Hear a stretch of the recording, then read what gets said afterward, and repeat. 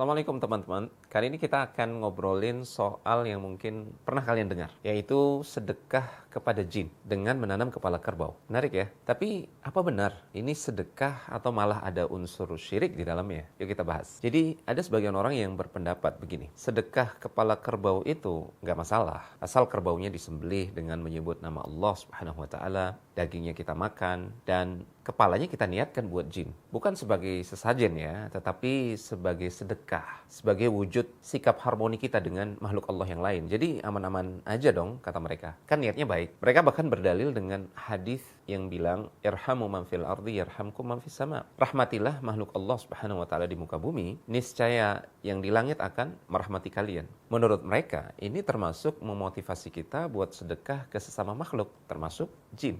Tapi tunggu dulu, ini pemahaman yang salah teman-teman. Coba deh kita pikir, niat yang baik itu nggak bisa mengubah perbuatan yang salah jadi benar. Misalnya, mencuri buat bantu orang miskin. Ya tetap aja, namanya mencuri kan, itu tindakan kriminal. Nah, apalagi ini soal ibadah. Ibadah kurban yang harusnya hak Allah semata, kok malah dicampur aduk buat jin juga? Ini jelas menyesatkan. Kemudian pendalilan mereka menggunakan hadis irhamu man fil ardi yarhamkum man fis sama. Jelas itu kesalahan fatal dalam memahami hadis tersebut. Kita harus lihat gimana Rasulullah SAW dan para sahabatnya mempraktekkan hadis ini. Kalau kita teliti, nggak ada satupun riwayat yang menyebutkan Rasulullah SAW atau para sahabat radhiyallahu ta'ala anhum ajma'in melakukan sedekah kepala unta atau kepala kambing misalkan buat bangsa jin. Nggak ada. Padahal Rasulullah SAW dan para sahabat adalah orang-orang yang paling faham tentang konsep sedekah. Paling tahu kemana harus bersedekah. Paling semangat sedekah demi menolong sesama. Dan paling antusias mengharapkan pahala sedekah. Tapi nggak ada tuh ceritanya mereka siapkan sedekah khusus buat bangsa jin. Bahkan buat bangsa jin muslim.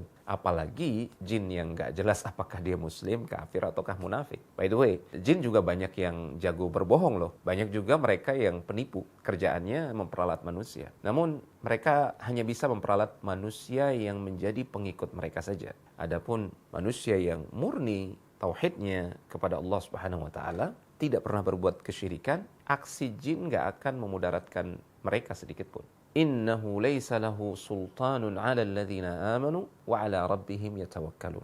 Innama sultanuhu 'ala alladhina yatawallawnahu walladhina hum bihi musyrikun. Sungguh kejahatan syaitan dari kalangan jin itu nggak akan ngaruh buat orang yang beriman dan bertawakal kepada Allah Subhanahu wa Ta'ala semata. Syaitan itu hanya ngaruh buat orang yang menjadikannya sebagai pemimpin. Dan hanya ngaruh kepada orang-orang yang menjadikan syaitan tersebut sekutu atau tandingan bagi Allah Subhanahu wa Ta'ala. Ini disebutkan dalam surat An-Nahl ayat yang ke-99 dan ayat yang ke-100. Kalau ada yang bilang sedekah kepala kerbau buat jin itu bukan syirik, ini anggapan yang keliru, bahkan bisa menyesatkan. Memang secara teori, kalau kerbaunya disembelih dengan nama Allah, dagingnya dimakan, dan tidak ada unsur meminta atau beribadah kepada jin, itu masih masuk dalam kategori syirik kecil. Tapi syirik kecil teman-teman, tetap aja namanya syirik. Dan syirik kecil ini bisa berkembang jadi syirik besar kalau dianggap biasa dan remeh. Tapi apa iya realita di lapangan seperti itu? Realitanya, orang-orang yang bersedekah kepala kerbau ini, tujuan dan niatnya adalah untuk takarrub atau mendekatkan diri ke jin-jin yang ada di situ, supaya mereka tidak mengganggu. Bertakarrub melalui hewan yang dikurbankan, ini adalah ibadah. Sementara,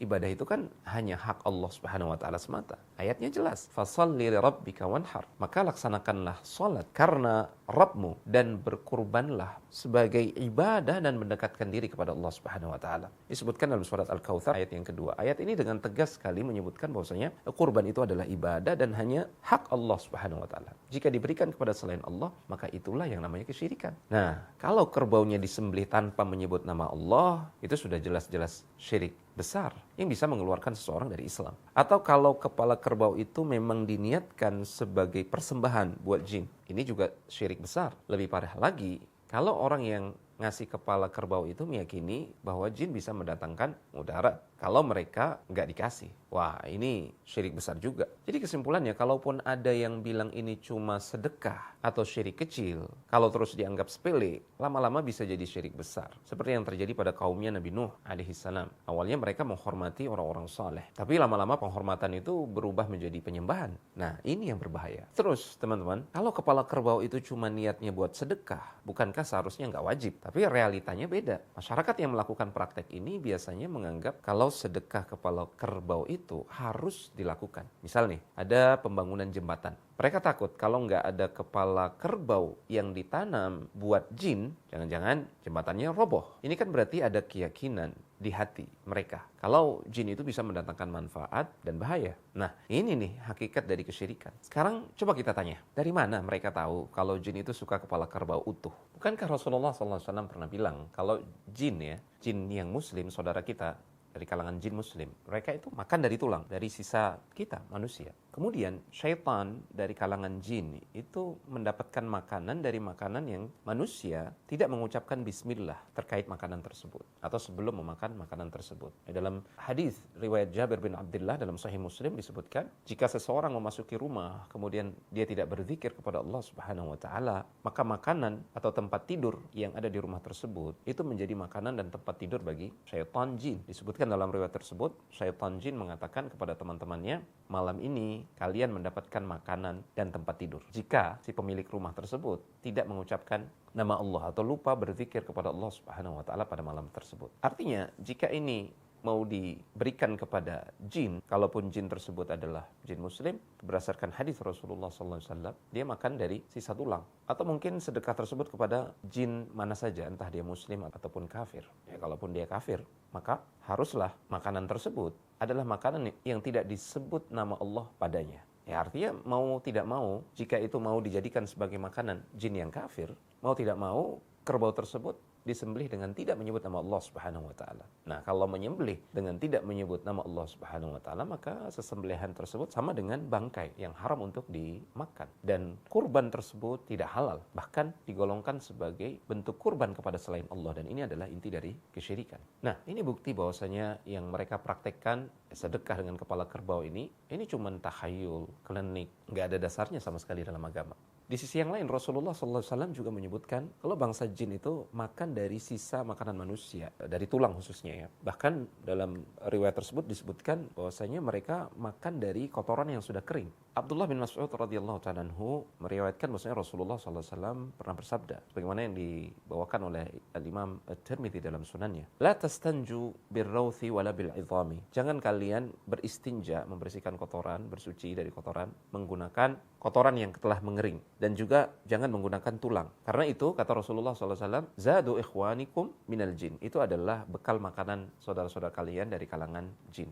Dari sini kita bisa menyimpulkan bahwasanya bangsa jin itu derajatnya di bawah bangsa manusia. Bahkan Rasulullah SAW itu dari kalangan manusia dan beliau diutus untuk manusia dan jin. Ini juga satu sisi yang menunjukkan kemuliaan kita di atas mereka. Tapi kenapa malah kita yang tunduk dan takut sama jin? Berharap dari mereka untuk kesuksesan jembatan, panen di sawah, atau hasil laut. Kenapa? Bukankah ini berarti ada ketundukan dan ibadah hati kepada jin? Bukan sekedar sedekah biasa. Terus, kalau tujuannya memang untuk sedekah, bukankah banyak tetangga atau kerabat kita yang lebih membutuhkan? Banyak di antara mereka fakir miskin, anak-anak yang terlantar, anak-anak yatim. Kenapa malah sibuk sedekah buat jin? Ini lagi-lagi bukti bahwasanya kalau yang mereka lakukan bukanlah sekedar sedekah. Ada unsur ketundukan hati di sini, penghambaan hati yang keliru. Dan inilah yang dinamakan dengan kesyirikan. Penghambaan hati kepada selain Allah Subhanahu wa taala. Lalu coba kita lihat lagi. Rasulullah SAW sendiri, beliau menghadapi banyak peperangan, kesulitan, dan berbagai tantangan dalam kehidupan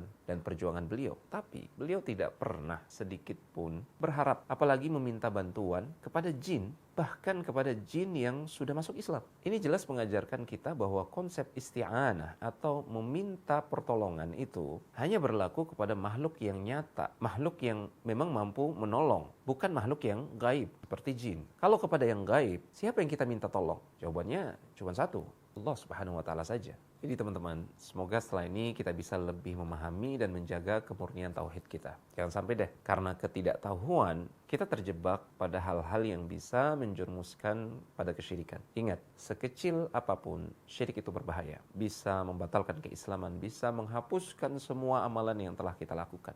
Dan bisa menyebabkan pelakunya kekal di dalam api neraka, na'udzubillah. Sampai di sini dulu pembahasan kita hari ini. Kalau ada pertanyaan atau opini, jangan ragu tulis di kolom komentar ya. Terima kasih, jazakumullah khairan sudah nonton, dan jangan lupa like, share, dan subscribe untuk video-video bermanfaat berikutnya. Barakallahu fikum.